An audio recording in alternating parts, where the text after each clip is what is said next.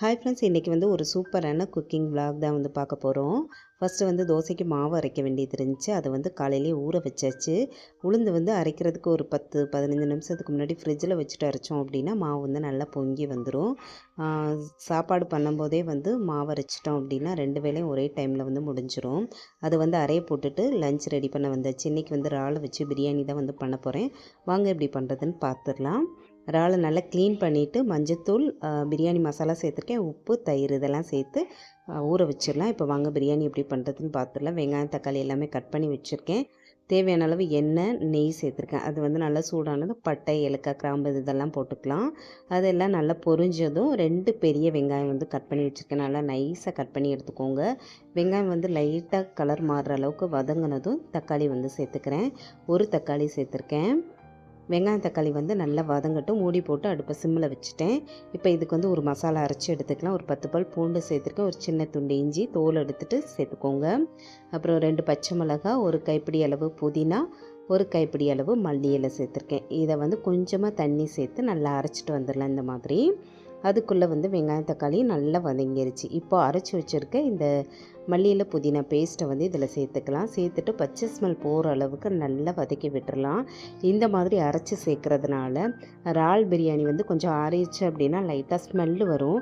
இந்த மாதிரி மசாலா அரைச்சி சேர்க்கும் போது டேஸ்ட்டு சூப்பராக இருக்கும். கண்டிப்பாக ட்ரை பண்ணி பாருங்கள். அப்புறம் வந்து இது கூடவே கொஞ்சமாக முந்திரி பருப்பு சேர்த்துருக்கேன். அது வந்து உங்களோட விருப்பம் தான், வேணும்னா சேர்த்துக்கோங்க. அப்புறம் அது வந்து பச்சை ஸ்மெல் போக நல்லா வதக்குனதுக்கப்புறம் மசாலா போட்டு வச்சுருக்க இறாலை வந்து இதில் சேர்த்துட்டு அந்த எண்ணெயிலேயே வந்து ஒரு 5 நிமிஷத்துக்கு நல்லா பிரட்டி விட்டுடலாம். பிரட்டி விட்டோம் அப்படின்னா தண்ணி வந்து அதிலேருந்து கொஞ்சம் விட்டு வரும்.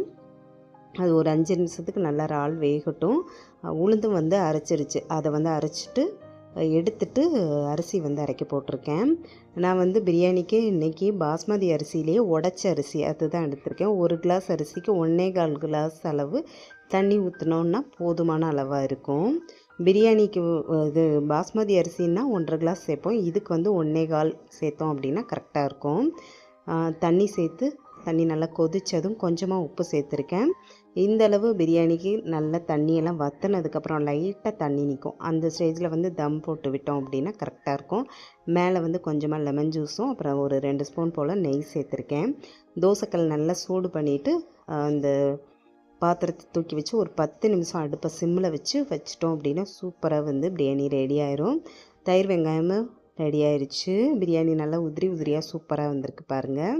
அப்புறம் வந்து ஒரு சைடு முட்டையும் வேக வச்சாச்சு. லஞ்சை வந்து சூப்பராக ரெடி பண்ணியாச்சு. இப்போ வந்து பரிமாறிடலாம். நல்லா உதிரி உதிரியாக பிரியாணி வந்து சூப்பராக இருக்கும்.